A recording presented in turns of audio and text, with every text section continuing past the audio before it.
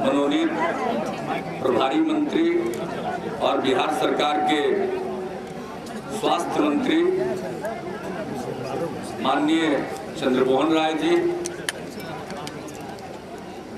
माननीय विधायक आया,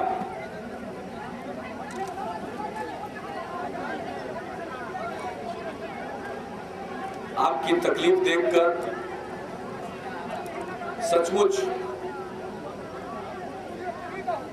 ऐसा लगता है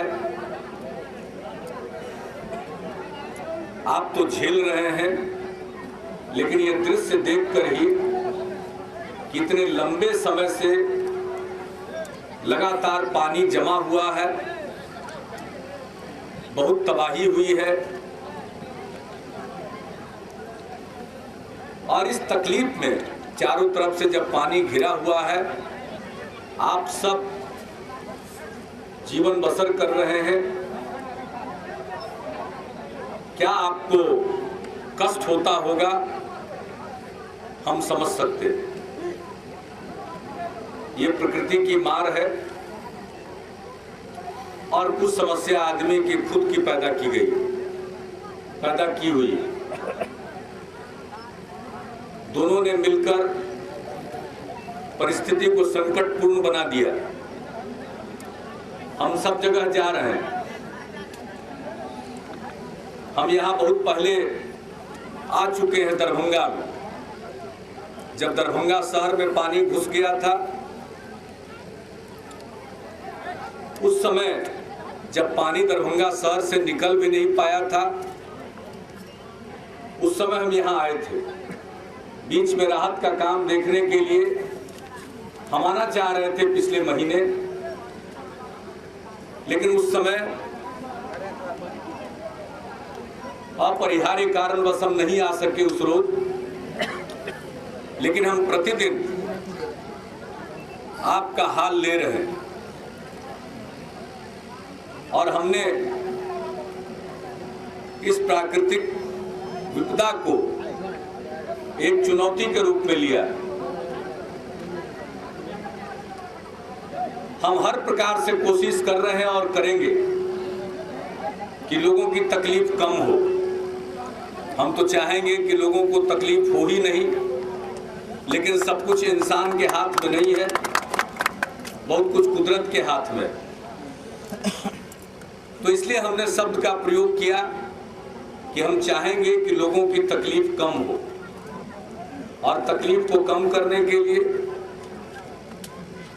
बाढ़ के प्रभाव को कम करने के लिए जो भी काम हो सकता है वो हम लोग करने जा रहे हैं।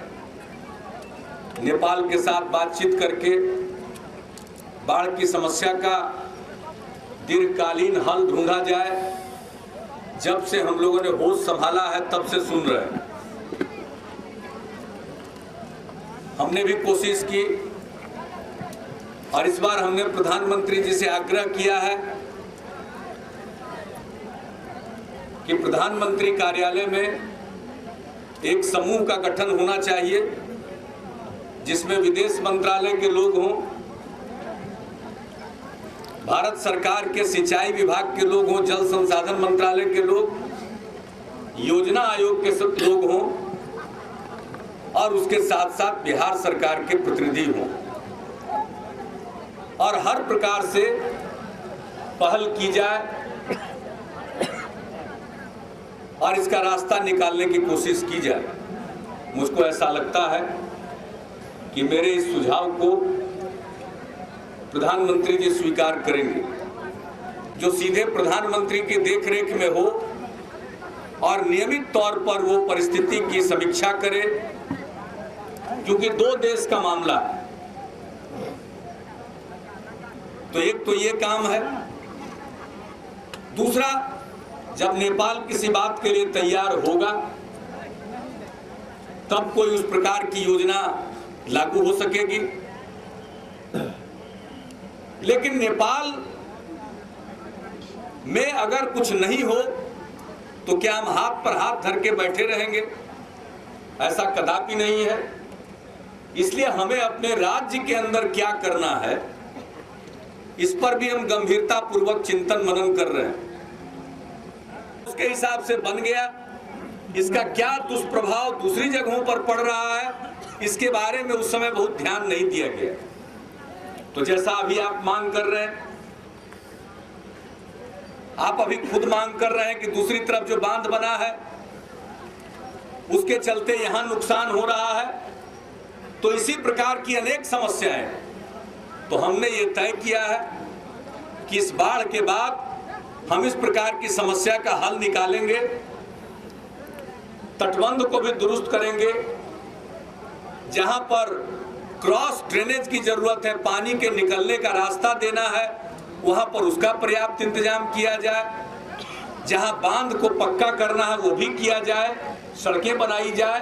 इस प्रकार से कई तरह की बात हम लोगों ने सोच रखा और उस पर विशेषज्ञों से भी राय विचार हम लोग कर रहे हैं। अभी वित्त मंत्री जी भारत सरकार के आए हुए थे, उन्हें नदियों को गहरा करना चाहते हैं, तो उन्होंने तो मुझको आश्वस्त किया कि ये दो काम में तो हम लोग जरूर मदद करेंगे। हम इसका बाजाप्ता प्रस्ताव बना रहे हैं। हमने प्रधानमंत्री जी को भी कहा है कि भाई इसके लिए हमको अतिरिक्त सहायता मिलनी चाहिए। केंद्र सरकार से संबंधित जितने लोग हैं बोल रहे हैं, यहाँ आकर के बयान देते हैं कि हम मदद करेंगे। अभी तक तो हम जो कर रहे हैं अपने बलबूते पर कर रहे हैं। हमको भी मदद की बहुत उम्मीद है और हम निराश नहीं। हमको पक्का विश्वास है कि मदद मिलेगी और उसके लिए हमने कागजात बना करके भेज दिया। एक तो दिया है कि रिलीफ के काम के लिए और जो साधन की जरूरत है उसके लिए, और दूसरा हम देने जा रहे हैं जो हमारा नुकसान हुआ उसको फिर हम दुरुस्त कैसे करें इसके लिए, और तीसरा कि विशेष सहायता मिले, बिहार को विशेष पैकेज मिले। सुनामी आया था तो सुनामी आने के बाद जो प्रभावित राज्य थे उन लोगों को विशेष पैकेज दिया गया। अधिक नुकसान बिहार में हुआ है, ये अंतर्राष्ट्रीय एजेंसियों ने भी कहा। जब अंतर्राष्ट्रीय एजेंसियां कह रही है कि बनते रहे हैं, बड़े पुराने नेता उन्होंने हमको फोन किया कि आपके यहाँ तबाही आई है, मैं क्या मदद कर सकता हूँ। उन्होंने कहा कहिए हम लंगर चलवाएं। हमने कहा अनाज की कमी नहीं है हमारे पास, लंगर की जरूरत नहीं है, आप अगर मदद कर सकते हैं तो कुछ चारा भिजवाइए। और इसलिए उन्होंने 3 ट्रेन चारा वहां से भिजवाई। रेलवे ने मुफ्त में उसकी ढुलाई की और बिहार सरकार ने उसको मुफ्त में बंटवा दिया। किया जाता है तो 50,000 रुपया और भी जो मृतक हैं उनके आश्रित को मिलेगा।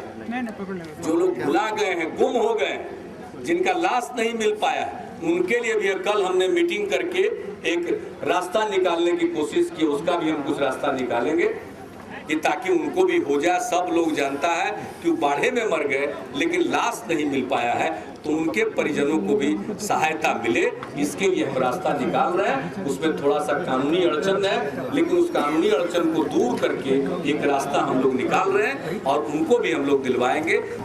नौजवान और बच्चों 250 रुपया मिल गया है। अनाज 25 किलो बट रहा है। कुछ जगहों पर लोगों ने यह भी बताया है कि उनका नाम छूट गया है। पंचायत और खास करके वार्ड सदस्यों के द्वारा सूची तैयार, प्रभावित लोग हैं और जो हमारे मापदंड के मुताबिक राहत पाने के हकदार हैं और भूलवश अगर उनका नाम छूट गया है या जानबूझकर किसी ने छोड़ दिया है तो उनका नाम जोड़ दिया जाए और उनको भी राहत जरूर दिया जाए। हमारे एक प्रभारी मंत्री बैठ गए। चंद्रमोहन राय जी स्वास्थ्य मंत्री सामान्यतः दरभंगा और मधुबनी दोनों के प्रभार में, लेकिन बाढ़ राहत काम के लिए इनको हमने दरभंगा का जिम्मा दिया और राजस्व मंत्री रामनाथ ठाकुर को यहाँ बैठाया। वो तो कल हम उनको बुलाए, उनके चाचा जी बीमार थे, चल बसे। हम उनको सुबह देखने गए थे, उनकी हालत ठीक नहीं थी, खून चढ़ा, उनको ठीक नहीं लग रही, आ जाइए, तो कम से कम वो अंतिम दर्शन कर पाए। तो यही लगातार बैठे हुए, तो हर जगह और सारे अधिकारी हमारे मुस्तैद, ग्राम सभा बुला करके उसी में सब किसान को बांट दिया जाएगा। जिसको 2000 रुपया या उससे ज्यादा मिलेगा उसको दिया जाएगा चेक। इसी प्रकार से जिसका घर ध्वस्त हो गया उसको हम चाहते हैं कि अच्छा मदद दे। हमारी तो इच्छा है कि उनको हम पक्का घर बनवावे। कि जितनी एजेंसी है उस सबसे अनुरोध कर रहे हैं कि आप लोग भी सहयोग दीजिए। जिसका घर ध्वस्त हो गया है उसको घर बनाने के लिए पैसा दिया जाए कि वो पक्का घर और बढ़िया घर बना ले, ताकि वो भूकंप में भी नहीं डरे, इस तरह का घर वो बना ले। और उसके लिए जिन लोगों का घर ध्वस्त हो गया है उसकी भी सूची बन रही है, पर तारीख और समय आ जाता है। कै तारीख को कै बजे फोटो लिया गया वो आ जाएगा, उसी में फोटोए में आ जाएगा। तो इस तरह से कोई घपला इधर उधर कर नहीं सकेगा। तो जितना घर ध्वस्त और जो भी इस सहायता के हकदार होंगे उनको पक्का घर हम लोग बनाए। जला में 50,000 रुपया और मुख्यमंत्री राहत कोष से हम दे रहे हैं, यानी बाढ़ के दौरान जिनकी मृत्यु हुई उनको 1.5 लाख रुपया उनके परिजनों को मिलेगा। जानता है कि बाढ़ में दह गए, नाव उलटने से ये डूब गए, लेकिन उनका लाश नहीं मिल पाया। वैसे लोगों को पैसा देने में कुछ तकनीकी अड़चन है, उस अड़चन को भी हम दूर करवा रहे हैं। कल ही हमने मीटिंग किया वो अड़चन दूर कराने की, वो भी अड़चन दूर करा के उनको भी जो गायब हो गए हैं इस प्रकार से, लेकिन गांव घर का लोग जानता है कि बाढ़ के पानी में ही बह गए और मिला नहीं, उनका पार्थिव शरीर नहीं मिल पाया, फिर भी उनको कैसे दिया जाए उसका भी हम लोग रास्ता निकाल रहे हैं। फोन कर करके पूछते रहते हैं बताइए राहत का क्या हाल है। और दूसरा तरफ हम हाथ पर हाथ धर के बैठे नहीं रहेंगे। हमने तय किया है कि अपनी सीमा में जो हमसे संभव है, राज्य की सीमा में बाढ़ के प्रभाव को कम करने के लिए जो जरूरी उपाय है वो भी करें।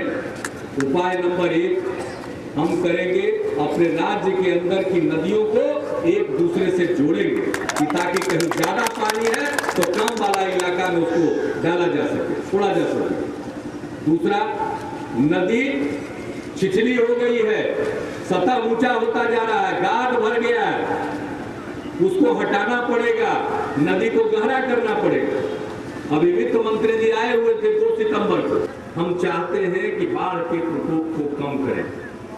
अगर नेपाल के साथ बातचीत होकर के उसका अंतिम नतीजा निकल जाता है अति उत्तम।